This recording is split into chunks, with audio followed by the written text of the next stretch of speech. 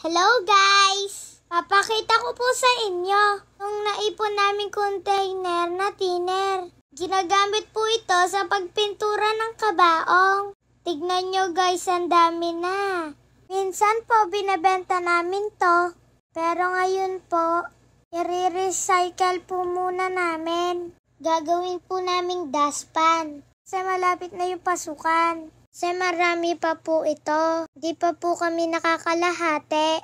Sana nga, lahat ng school malapit sa amin, bigyan namin. Tataray po namin yung best namin para maraming mabigyan.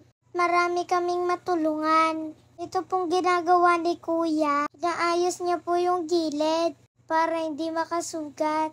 Kasi mga bata ang gagamit.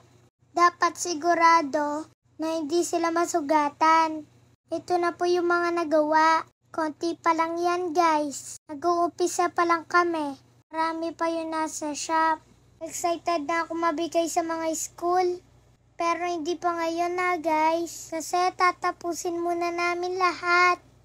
Madami din kasi yon. Binubusit pa ako ni Dad dyan. Gulag-gulang daw ako. Kasama po namin sa SK Chairman at mga SK Kagawad. Salamat po sa tulong ninyo at sa pagtiyaga nyo para makatulong tayo.